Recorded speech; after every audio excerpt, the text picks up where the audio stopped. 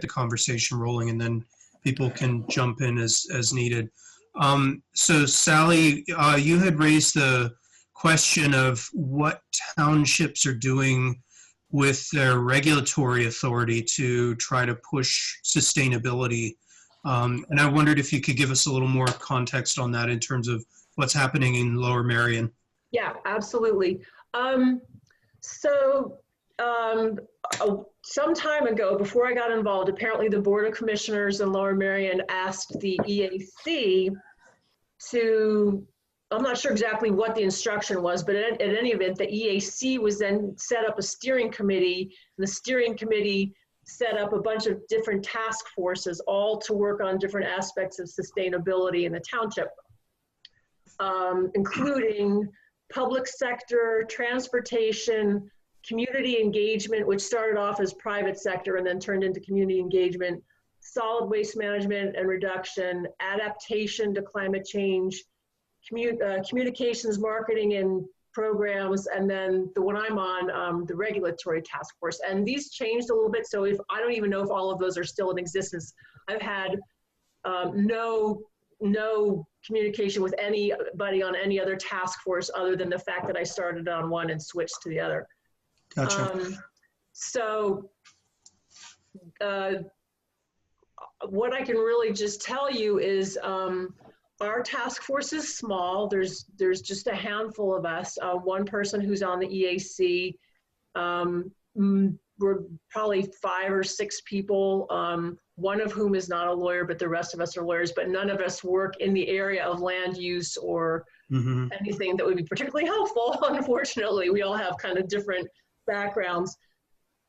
And I know that at least our task force is also, well, Lower Merion apparently hired the Montgomery County Planning Commission, in particular a guy named John Lesher, who is, let me see if I can find his title. He's Principal Environmental Planner. And so Montgomery, he and his, I guess his group anyway, are in a contract with Lower Merion to provide services to help this process. So we did have one Zoom meeting with John Lesher, and he gave some feedback on early thoughts as we were first putting this together. He gave us an assignment a few months ago, which was for our particular task force to come up with a mission statement and what do we call it? A vision statement rather, and recommendations. So we did that as sort of little assignments early on.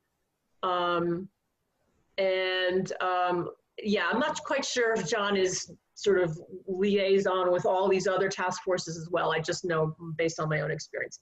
So we've had a number of, different Zoom meetings, and other than the one with John Lesher, we had our head of building and planning, Chris Leswing, did a whole Zoom call with us to, sort of give us some general thoughts.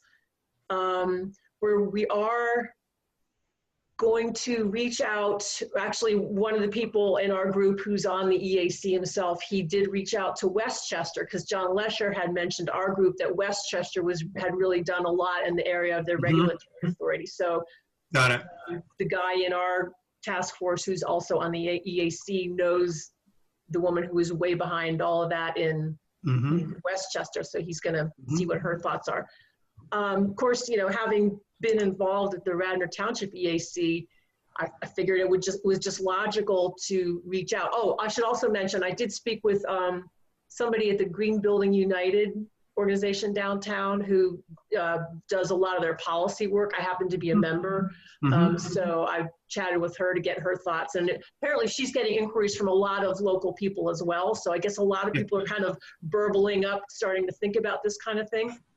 That's interesting. Yeah, that's really interesting. So I've done a fair amount of online research and just trying to understand the Lower Merion Township codes, some of which are, fairly straightforward, like the zoning code, but some of the other ones, like the building codes, it's actually confusing because they all relate to some Pennsylvania code, and then to find it online, there are 5 different versions of the same code, and it's, I haven't mastered it yet, put it that way. I know there are other people in Lower Merion staff that are experts on the codes who I think will be helpful down the road at least. So, we've had our meetings and we're kicking around some ideas. Most recently was to look into the possibility of a building performance standard.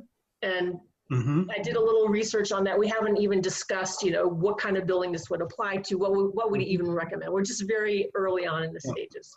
Yeah, no, that's great. That's great. One thing I thought of in particular from Radnor was the procurement policy that was drafted and enacted while I was there on the EAC. And if you, Matt, or anybody would be willing and able to send that to me so I could, spread that around to our group as something to consider or something like that, I would love that. I probably have it somewhere in my records, but first of all, as a courtesy, I think I should, check with you, but I'm not sure if I even have the final draft. And that's obviously not regulatory per se, but it's kind of in that whole ball of wax of official acts, I guess. Yeah, we'd be more than happy to dig that up. I don't know that anyone on this group currently is familiar with that, and I don't remember the details of it. If I was involved, I think that might have been before my time, but we can certainly find that. And just to sort of kind of reconnect with what you were saying, we've had some discussions with this group about a couple of different areas where getting involved in regulatory issues might be helpful. One of them is sort of thinking about it from a positive side. To your point, some of the building codes are very kind of tangled. There's a lot going on there. Folks that are interested in doing solar power installations might be a little bit overwhelmed by the lack of guidance that exists now. And we've talked about a little bit trying to actually make the regulatory process easier by finding some model codes from other townships or from other communities, and using that to provide guidance so that if you're thinking about doing a solar installation, it takes out some of the ambiguity around it and some of the risk potentially. We haven't really got very far with that, but we certainly have talked about, doing a little bit of research in that area.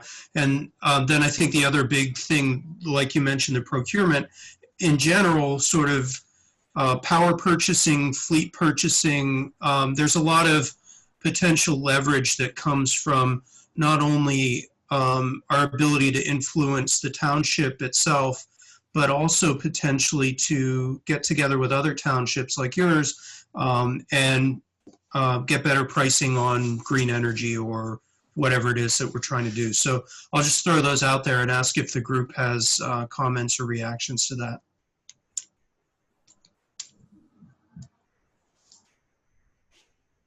Margie, you're on mute.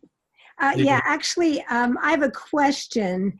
Do any of the local townships have any type of tax incentive for doing things like installing solar panels? I mean, tax incentives, I think, would go a long way for doing something environmentally friendly. There's do you know of any such incentives around? I mean, I think that would be a good way to go. That's a good question. I don't offhand either. That's, in our very early stages of coming up with ideas, that's certainly one thing that's been mentioned. Whether that is a good idea in terms of, political feasibility, I don't know, but that certainly is, something that people do. So there's federal tax incentives for solar. And the way they manifest is that when Solar City comes to your house and says, we'll give you a lease for your solar panels, ideally that tax incentive they're taking as benefit, economic benefit, and they're giving you a lower rate on your lease or lower rate on your power. So that's how that should work. In this community, I feel like we could make it educationally, we can make it more clear to those that if they have the capital, they could invest the money in their own properties and take that tax incentive themselves. And the federal tax incentive is usually the larger one than the state one, right? Because we pay 8% or 6% state taxes. We pay 30% federal taxes. So that's where you want the tax benefit to be. Instead of a tax incentive, the way to motivate people more directly is if I say to you, I'll save you $1,000 off your tax bill, or if I give you a check for $1,000, it's a very different math for you, just psychologically. If I say I'm going to give you a check, I'm going to hand you cash. So we could actually ask for some kind of instant rebate or instant cash payment to incentivize those. That works better, but that's, as Sally was saying, that's even more politically infeasible. But that's where that would work. Matt, maybe I could also just explain a little more context. Something I left off. Within our task force, we sort of have different responsibilities. At least in theory, I'm working on retrofitting of buildings. Somebody else is working on, I guess, building, let's see how would it put, something like building construction or something. Somebody else is supposed to be working on zoning. So within, the regulations that would theoretically apply to sustainability, we were trying to break it up that way. So far, we haven't really made a whole lot of progress in these various areas. It's more of kind of as a group, just trying to figure out what to do. Mm-hmm. Mm-hmm. I think some of the Green Building United stuff. So I know Alex over there, and they started off as a LEED oriented kind of enterprise, right? To how do you get buildings to be LEED certified, and that really applies to commercial or office buildings, not to residential as much. But taking some of those principles and applying it to our base would be great. And I think that really dovetails nicely with what Sarah was trying to do with that Westchester environmental consultant, but trying to get a new zoning, new requirements for zoning or new requirements for building new developments in our area. Can I jump in on Sid? This is Sarah. Our consultant, well, COVID has really lengthened it out. We hope to have the base report next week, which will go to the green team and then go to the township. I don't see anything happening until the budget is set. That's what they're tied in right now. Our first push was to get planning to consider some climate change mitigation added to saldo, so that you'd have the right amount of insulation, which is about 17 inches now. You'd put Energy Star appliances in, you'd put the new windows in. There's some LEED classifications. To date, I've gotten nowhere. There are 3 big developments coming in Radnor, and I find it interesting that they're pretty much a fait accompli before they go to planning, which may be in December. So I would love some people to work on this, to strategize whether we go to planning directly and in public comment say, this is what we want to do. This is the benefit to the prospective owner, to the resale value, to the township, to the developer. It's getting through Radnor's filter that's a problem. But our energy transition report should come out. Diane said she wanted to finish it up this weekend. So as of next week, we should get that. But because the commissioners are totally preoccupied with the financial situation for Radnor, there was a post today that on Lancaster Pike between the Wawa and the Blue Route, just on Lancaster, there are 14 businesses that have ceased to exist. Wow. So the money is really tight, really going to be tight for 2021. Yeah. So hopefully the end of December or maybe the first meeting in January, Diane will come and present it to the Board of Commissioners, because we need their stamp of approval on it before we can really go to work.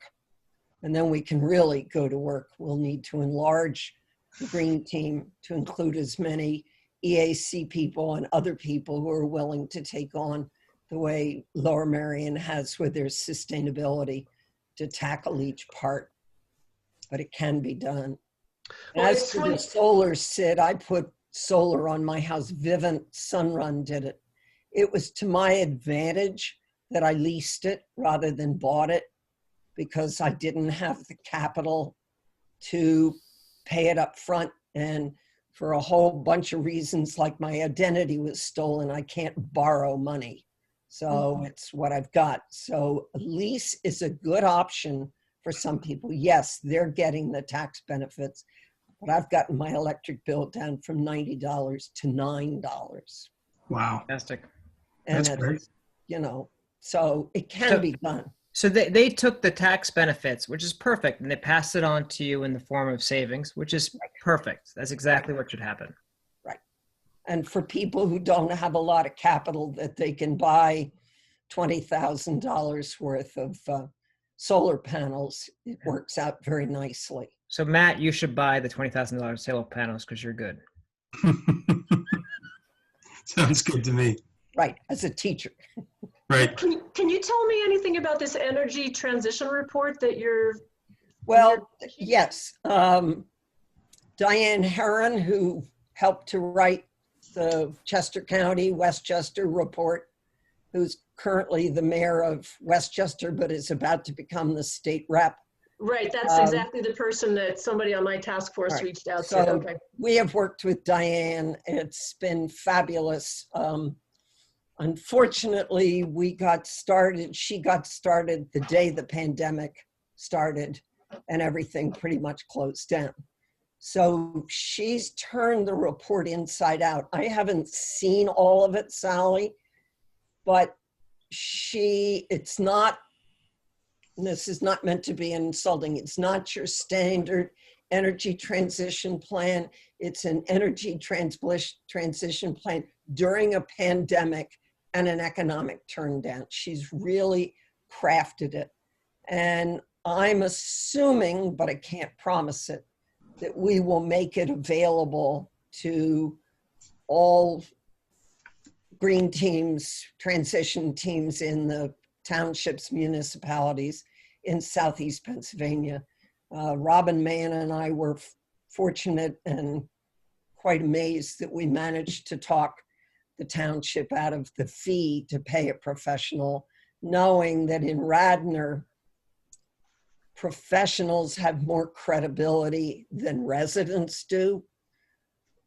So it gets a sort of a stamp of professionalism in it. They've worked behind the scenes with numerous organizations, commercial, residential, the school district, the kids in the school district, but it's all had to be done by Zoom or by working individually because we weren't able to have our big meetings because of the pandemic. Is this energy transition report going to focus at all on regulatory steps, or is it just very broad? No. Regulatory steps. The Oh, it steps will. to reach 100% energy conservation by 2030 and for transportation and electricity by 2050. It's the standard Ready for 100 resolution that came out of, it's been put forth by the Sierra Club. Okay. And Jen Paveo and I have talked about it a lot.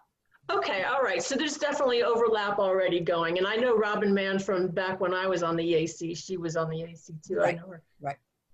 And Sally, Sarah and Robin were just instrumental in getting that installed and pushed through. I'm really impressed with how they got this off the ground. So now they've basically reinstated the old green team, which you may remember from your time. Yeah, That for was sure. really kind of lying fallow for a number of years. And it's really gotten a ton of momentum behind it. So we're really excited about that. That's great. So Sally, in situations like the one that we're encountering that Sarah's mentioning, which is, 3 new developments are coming up in Radnor, and it sounds like, and I'm speaking from ignorance here, I'm just trying to grasp the context. It sounds like we have little impact in little ability to influence the way they build things into a more environmentally sound way. is where you are, I think at Lower Merion, do you find that you can talk to developers directly to say, hey, you need to comply with these standards, or you need to be more be better environmental stewards before you can build, and that you have some sway and influence in that kind of avenue? I don't know. I mean, at my, several layers down level, I wouldn't, I don't know. I certainly haven't talked with anybody. And I mean, I assume that, I'm sure that people in the building and planning department are mindful of various concerns, and I'm sure they do deal with developers. I just don't know what that is. I had another thought, but I forgot it already. Sarah, is it terrible for us to go to the developer directly as a subset and say, hey, we want to chat with you? I mean, they may not listen to us, which is fine, but at least we get an audience. I just remembered something, which is I am under the impression that the NHAB, which is it's not it's NHAB, it's the Home Builders Association or some sort of big developers group. And it's my understanding that they are a powerful force, and that is something that that has to be dealt with. And, so in doing these regulatory things, you have to be really mindful of what you're doing and not bring on lawsuits, basically. So, basically another reason why, to me, it made sense to reach out and kind of see what Radnor's doing. Let's see what other places are doing. And maybe there's a way we can work Join together. forces. Right. Sid, there are definite suggestions, ideas, plans in the transition plan for this. And having gone to planning for God knows how many years, almost 20 years, because I was interested in the process and I don't have any social life. I think the movement is to mount a movement to the commissioners. Everything has to have their imprimatur on it. Go to planning. I'm even thinking, I know someone who's on planning now, to planning always has a time at their meetings for public comment. Now they got to get out of these damn Zoom meetings because you need to be there. But to go and make a public comment and ask for these issues to be added to Saldo. That doesn't mean they have to do it, but you find a carrot to go with, okay, I'm gonna do 17 inches of insulation, because we're also talking about $1 million houses, and that's way out of my bailiwick. Sure. Or I'm only going to use Energy Star, or I'm going to use instant hot water instead of a standard hot water tank.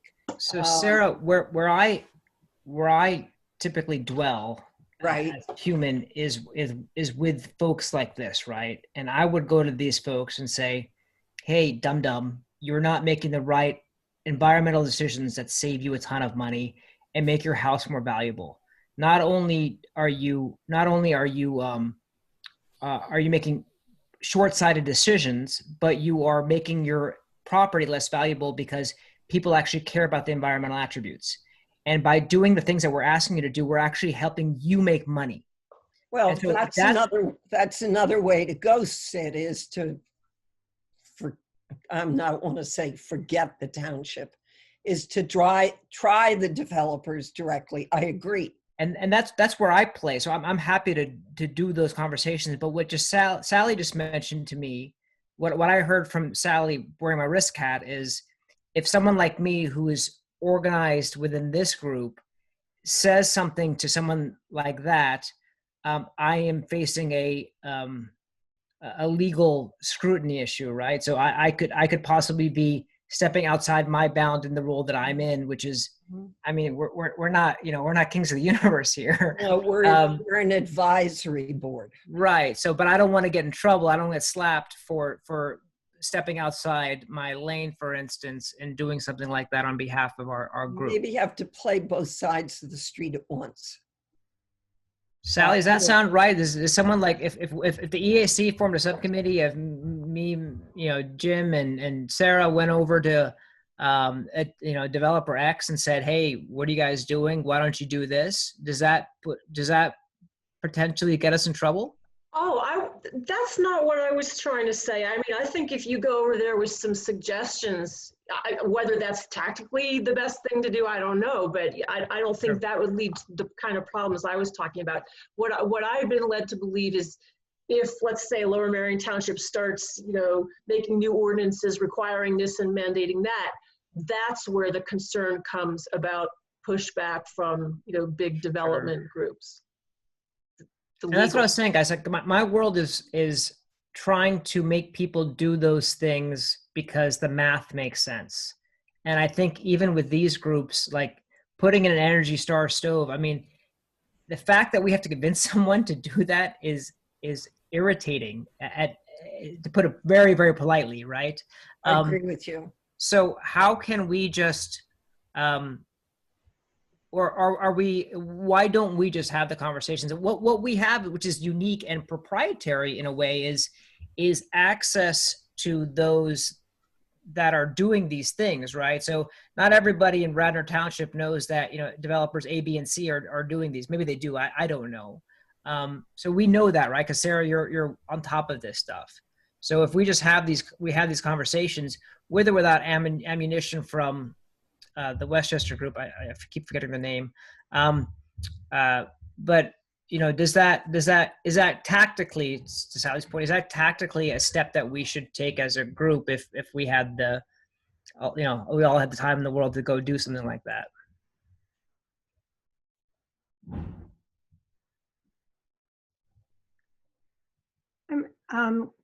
Something that made me think of is, I wonder if we as a group just drafted like well, obviously there are zoning codes and regulations, but we would draft our environmental code.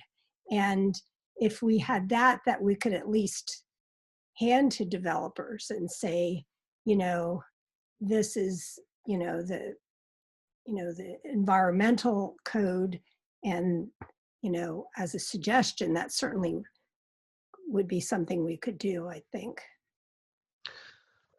This is not actually responsive to Sid's question, but kind of getting back to what we've been talking about in our task force is apparently a couple places to start, possibly with the regulatory aspect, is with our township comprehensive plan apparently didn't deal with sustainability when it was done the last time. So that there's room in our comprehensive plan to put that in, and also the saldo, which I have never had anything to do with it, but I have a vague idea of what it is. And apparently that would be an opportunity to put some stuff in there about sustainability.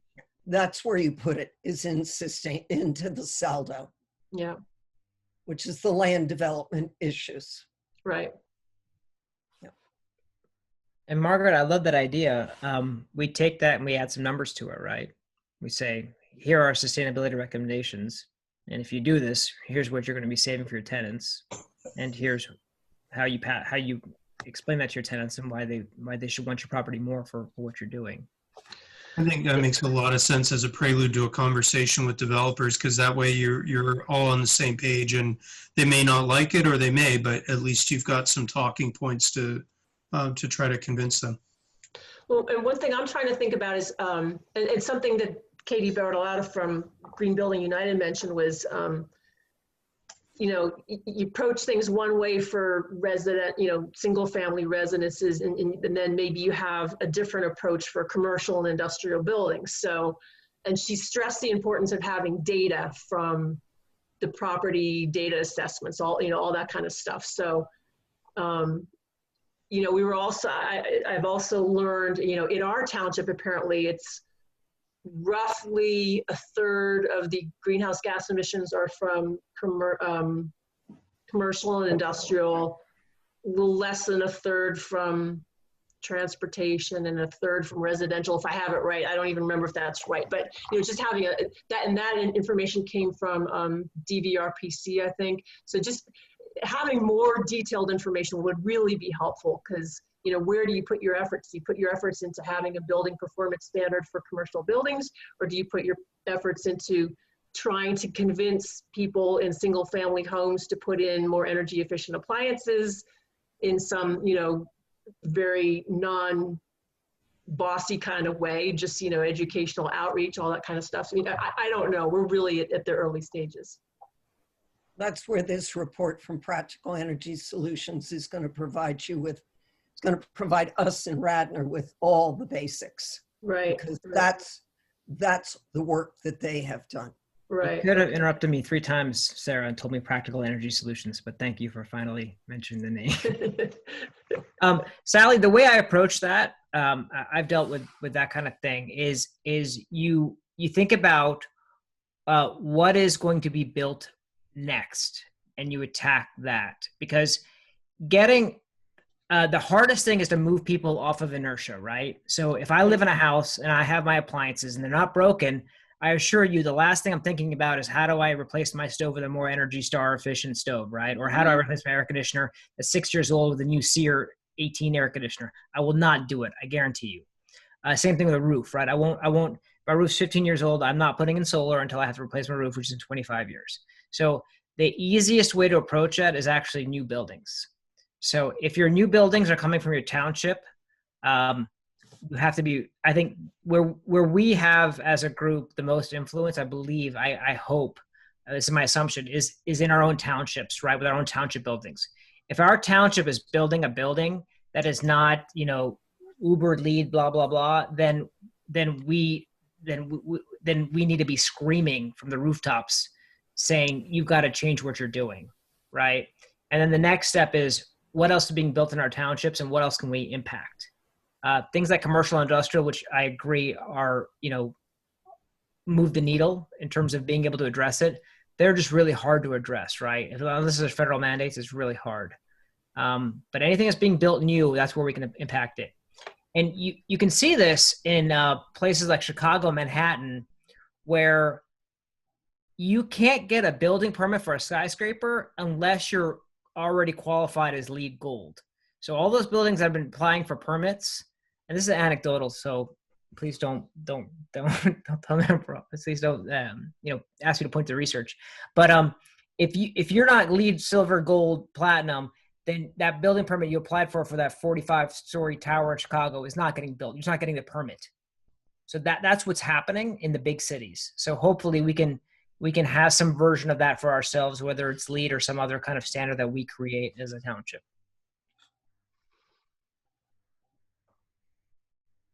But that's my recommendation is attack new stuff rather than existing stuff. By the way, one question. Go ahead, Sally. I'm sorry. I think that's a good point. I think that might vary. Well, look, let me just put it this way. There is some new building going on in Lower Merion, but it's pretty built out. And it's not like we're New York where there's huge amounts of skyscrapers going up all the time. So I see your point. I'm not sure exactly how far that gets us. I don't think that gets us as far as we want to go in Lower Merion, just because most of the homes are already built, and most of the commercial stuff, as far as I know, is, there's a lot of stuff already here. So we certainly have to address that somehow. But yeah, I agree with you. I would say that buildings too. New York's pretty built up really too. Efficient. New York's pretty built up too. So yeah, well, but I get your point, right? We've got to.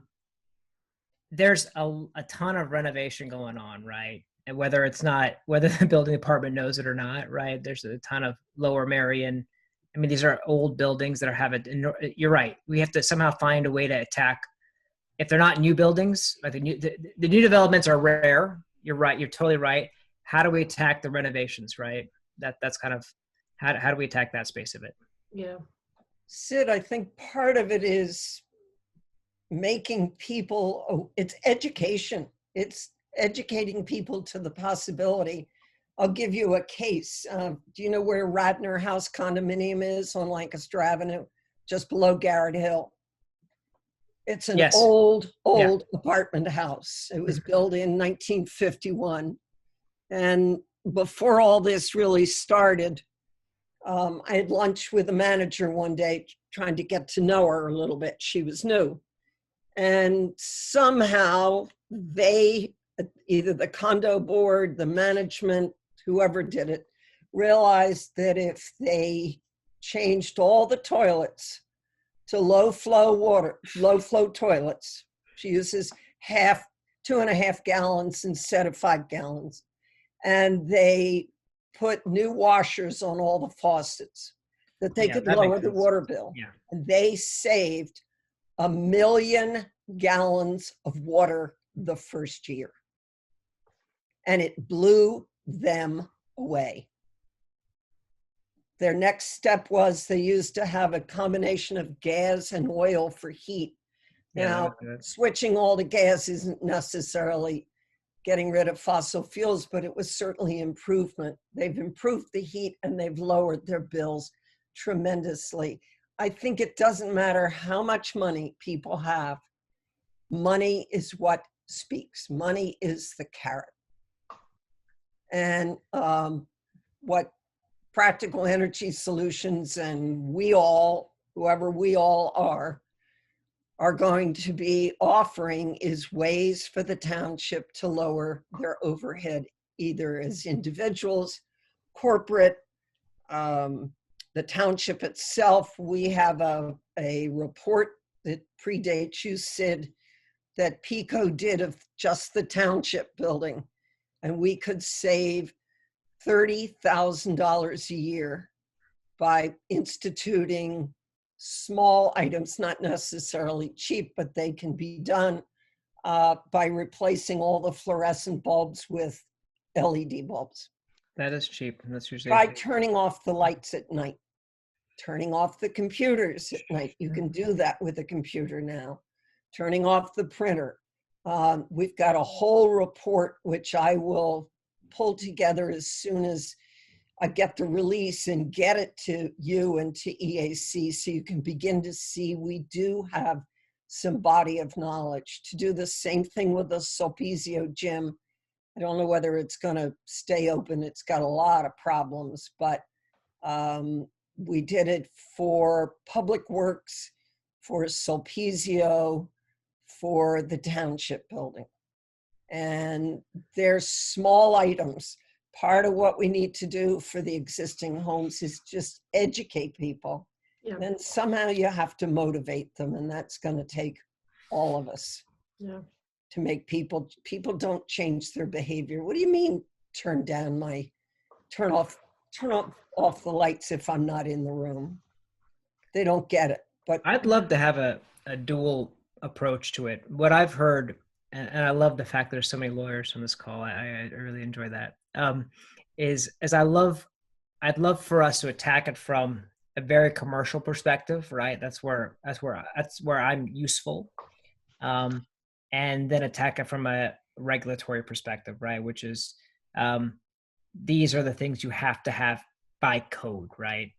And that often is slow, but it's worth the fight. And if we can attack things from both angles, I think maybe we can. If then the triangulation that it shortens the gap between the two things, right? Because if the developers recognize that the things we're recommending are the same things we're trying to enforce in code, and that it's good for them, then they're going to give up the fight against the code changes. So that's hold on, very the idealistic, end is in sight. It's been a long time coming. The end of the world's in sight, you mean? At the end of this struggle, sure. Well, I don't want to monopolize your whole meeting, but it seems like you guys are interested in this topic. So I hope that we can continue the conversation, between Lower Merion and Radnor, at least with respect to regulatory stuff. I can't speak for the other task forces or anything, but Matt, maybe you can let me know who to follow up with, or maybe maybe I have other people's emails from from what Ben Cooper sent around. Yeah, that's probably the best way, but I'm more than happy to serve as a liaison if you need me. And Okay. I can also help track down that original procurement policy and get you a copy of that for reference. I know Ann Poulin was the main person who drafted it, Poulin. Okay. Yep. I remember, Ann. Great. Yeah, I'll track that down and see what we can do. And I do think this is a great step forward. We've talked about doing more liaison with other townships, and I think this is a great opportunity to do that. So I certainly encourage everyone to kind of keep the dialogue open. And Sally, you're welcome to stay for the rest of the meeting if you want, or you can drop out. It's up to you. I'm not sure we have a ton else on the agenda because we've already started to touch on some of the other things that I wanted to ask for updates on. So we can certainly continue going in this direction, whatever you folks want to do. Thank you, Sally. Yes, Much thank you, appreciate Sally. you being patient with us. Oh, not at all. I appreciate your time. I think I will go unless anybody has any other thoughts about this right now. Otherwise, let's just stay in touch, and I'll be in touch with you, Matt, I guess, and kind of keep you posted and Sounds good. see how we can help move things forward. Perfect. Good to Okay. see you, Sally. Thank you for joining us. Thank Thanks so you. much. Really nice meeting you all. Thank you. Thank you, Sally. Bye. Let's see. Sarah, how are we with those other developers? How far along are they, and when do they get their final approvals? And Well, yeah, so the process in Radnor, if they don't need a zoning change, which the big development, which is the one at Walnut and Radnor Street Road, is going to need a zoning change, that's going to take longer. The one on Dodo Hamilton's property, which is sort of behind Spread Eagle Village, I was told is coming to it's just planning. Eagle Village now, Sarah. West Lancaster Avenue, where Conestoga Road comes out. They call it just Eagle Village now, but I understand that was the old name of it. Yeah. It was Spread. Well, I don't go there, so or I haven't been there in years. I don't go west of the Blue Route anymore because the traffic's too terrible. Theirs apparently is pretty much a fait accompli. They worked with the neighbors all summer and got all the details so that the neighbors won't come out in protest. I was told by someone that they're coming to planning at their December meeting. I've been following it. You can go to the township website, get to government, and then agendas, and see when the meetings are, and they post the agendas. That one's pretty much done. The one on Walnut Avenue has to go to zoning. The one on South Ithan Avenue, which is for 8 houses, doesn't need a zoning change. Again, I understand they've worked with the neighbors to iron out all the kinks. I don't know when it's coming. Sarah, do we have reason to believe that they're not doing the most environmentally favorable things in these developments? Do we have enough plans to make us reach that conclusion? We haven't seen a plan. So they could be beyond LEED gold. We have no idea.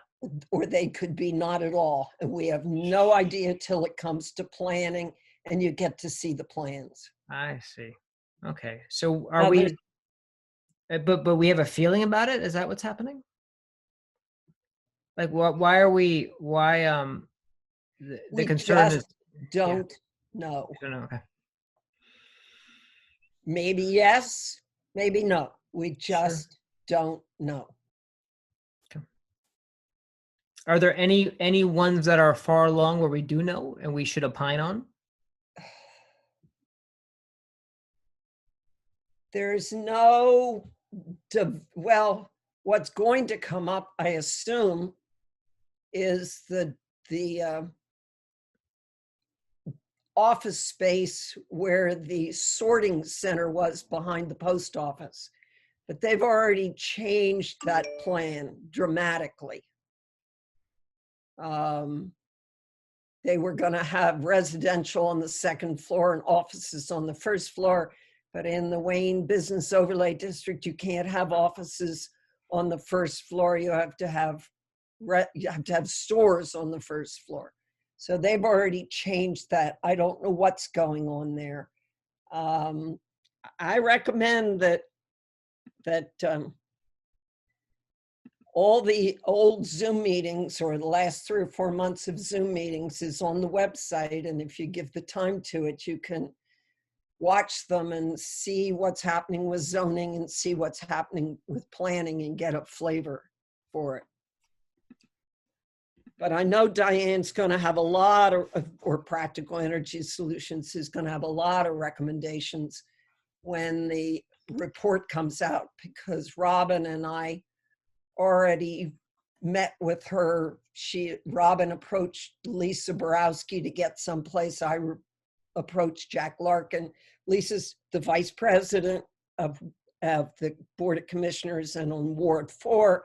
Jack Larkin is the president of the Board of Commissioners and on Ward 1. We pretty much got the brush off, which I find really interesting. So you don't know what's coming until planning. You get to a planning meeting, then they have to go through planning.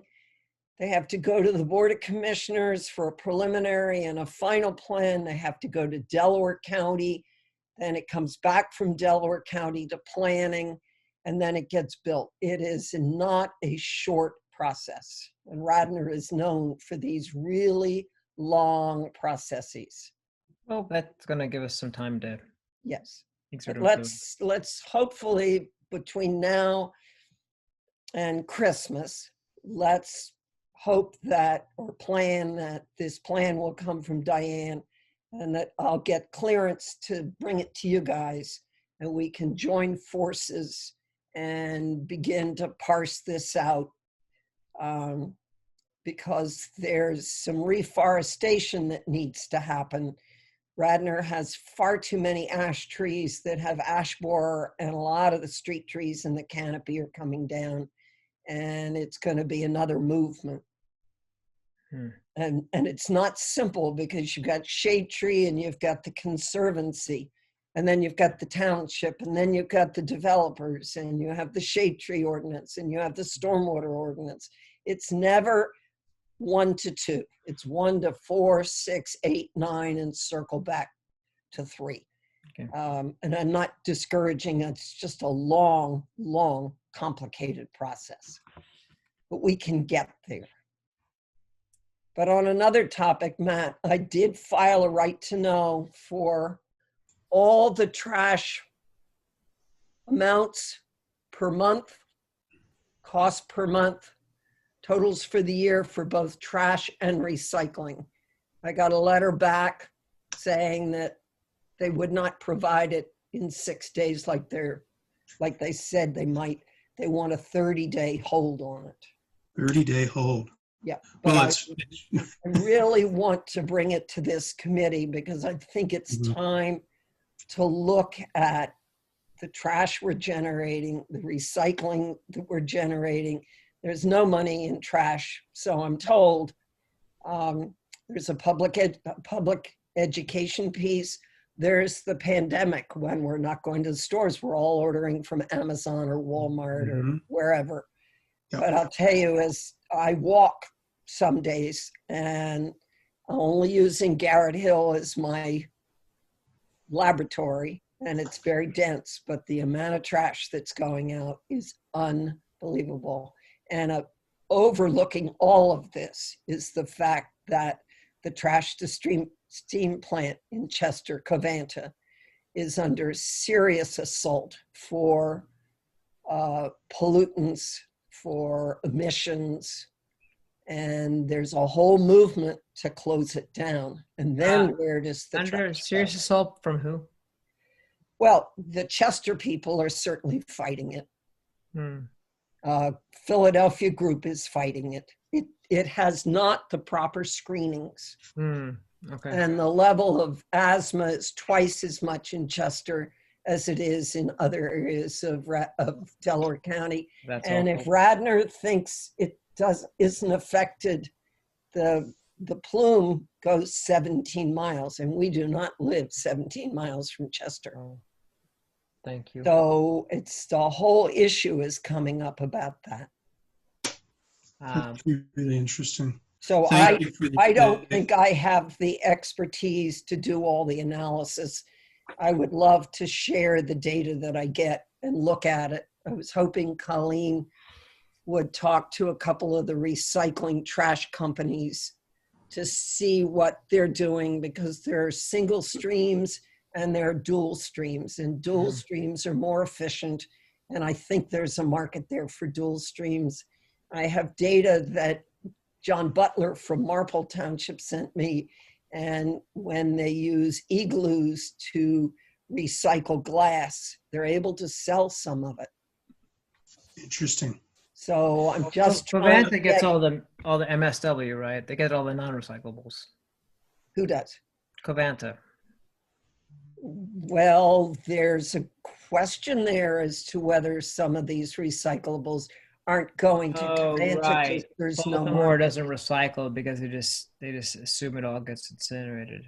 Yeah, Right. good point. And that's not necessarily. And the same assault is happening from the residents who live in Plymouth Meeting, Conshohocken, because they have that incinerator up there. It's also a Covanta plant. Yeah, we've got to fix that. And if Reggie comes in, and I'm supposed to testify next week, but I better start writing. If Pennsylvania passes Reggie, and we really all should be writing the governor to tell him how much we support this, that's going to change everything. What is Reggie? I don't know that one. Reggie is a regional greenhouse gas regulation where industries that put out lots of carbon dioxide will pay a fine. There would be in Pennsylvania an estimate $168 billion worth of money that would be fines that would be paid to the state for the pollutants. And my big push is that goes to grassroots groups, primarily disadvantaged communities. And they would save somewhere around here, I have it written down, how many tons of CO2 they would save. Pennsylvania passing Reggie would join Maryland, New Jersey, New York, Connecticut, and Massachusetts. So of course, the effect is multiplied over and over and over if you get a whole East Coast area that has, and every other state is using Reggie, but it's coming up in Pennsylvania now. It's RGGI. RGGI, and you can go on Google and look it up. And so this is a big movement, but I thought I really want to see, and maybe I'm poking my nose someplace where it's not wanted, but I really want to see how much we're recycling and how efficiently we're recycling, and also about trash. Part of the trash solving, now Lower Merion passed, and I don't know whether they still have it, you got your first trash can, maximum a certain size, which allowed the trash haulers to empty the trash can. You got your first one for free, and you paid an escalating cost for every second, third, fourth, or fifth trash can you put out. Well, let me tell you, that changes people's behavior really. That is incendiary. I love it, but it's incendiary, right? You said, I don't know how long you've lived in Radnor, but Radnor used to go up driveways and walk up driveways and go pick up trash cans behind people's garages. And maybe it's been 10 years ago, that pretty well stopped because you could do it. You could pay about $385. And it's amazing how quickly people started taking their trash cans to the curb. It actually happens to me, sir. I've got a private driveway, not by choice, but that's what happens in my house. And they collect the trash there, the recycling there, but the wood waste I have to take down to the main street. Right. That's So extra cost. it does work. I don't know whether It works. it works. I mean, yeah, my wood waste ends up very chopped up in my backyard. Of course. But it works. Your compost pile. That's right. But it works. How do we? I feel like after this conversation, which is almost at the end of an hour, but I want to spend a lot more time in this Chester County Covanta facility because I feel like that's going to have more impact on my life than the and all the stuff we're doing on development. Hypothesizing on how bad the bad guys are. Well, I'll put you in touch with Zuline Mayfield. She's the single-handed, very powerful African-American lady who lives in Chester, and Mike Yule is working with her, and he's also working with the Plymouth incinerator with Covanta, and I can put you in touch with them and you can start following. They actually had a meeting at 7:00 tonight, but I committed myself to you because I wanted to bring this information to you. I love it. you. I mean, Matt, And it the feels other like this is piece- something we should get behind, right, as a group. I totally agree. Yeah, we've And been the talking other- about this for a long time. Thank you for getting the ball rolling. Well, the other piece is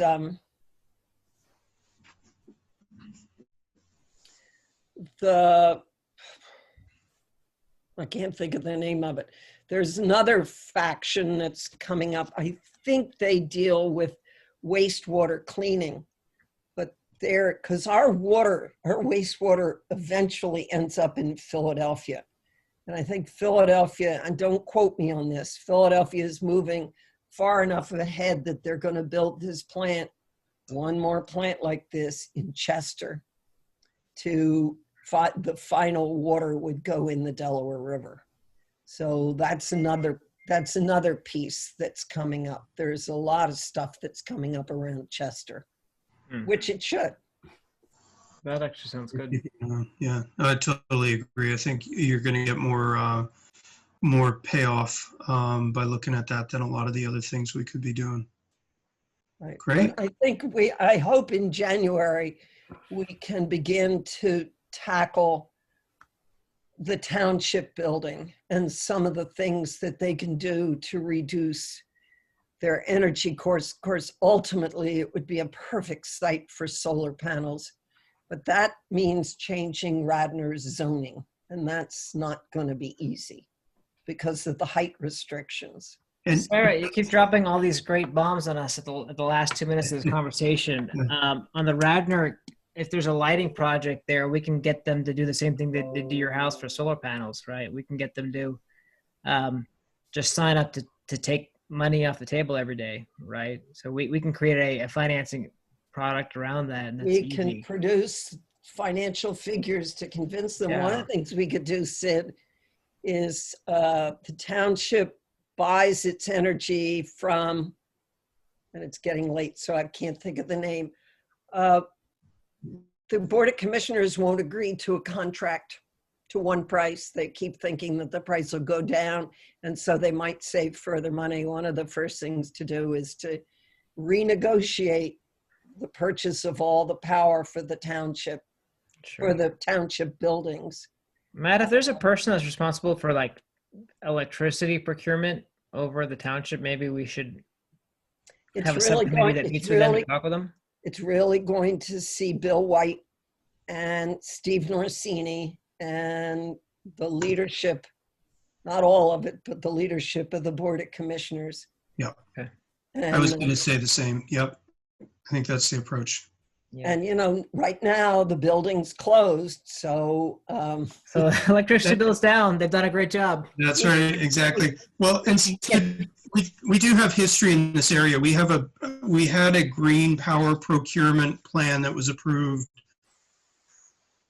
right. years ago. Years This was ago. probably a long time ago. So it's not impossible, but I think, what's happened in the meantime, as you know, is lots of the prices have changed and the technology has changed. And so, I think there's ample opportunity to revisit that. We just need to kind of go in with a coherent plan.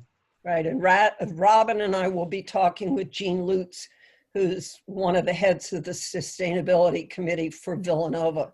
They came to us, what can we do to work together? So we will be talking to Jean next week. That's easy, right? Whatever procurement, whatever lighting contractor Villanova has to upgrade all their lights, we should just bring them over a few blocks to do all of ours, right? The same deal as they getting.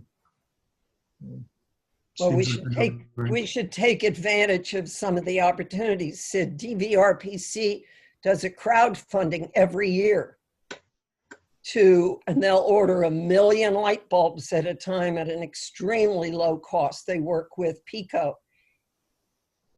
You talk Radnor into going to the meeting and doing it. Pass. You Well, gotta be really pushy.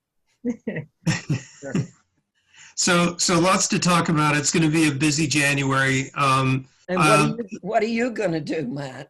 I'm going to take a break, but I am going to be cheering you from the sidelines, and let me know down the road if there's anything concrete I can help with. But I wish you all the best of luck, and it's been wonderful working with you. Things are just getting interesting now. So, Who's taking over, Matt? I don't know who's taking over. You all will have to decide that, and I would suggest maybe having some conversations offline about it over the next few weeks. And the real thing, the main thing that I have done in this role is put the meeting agendas together. So it's not that hard, and it's really just talking to Ben Cooper and making sure that that Ian Myers, who's on the call here, gets the Zoom set up, or that you get the room reserved or whatever. All right. Great. Thanks. So Happy holidays, everybody. Stay happy safe. holidays to you. Please Stay don't go safe, out too. to a super spreader. That's right. Yeah, Thank you, Matt. sir. You've been a great leader. Oh, I appreciate that, Margie. Thank you. You all have done all the work, so it's been a pleasure watching things unfold, and I'll look forward to seeing what happens in the future. You're not gonna go away. Oh, I'll be around. I'll be around. Okay. All All right. right. Thanks so much, everyone. Happy holidays. Yep. Thanks. Bye. Bye-bye. Bye-bye.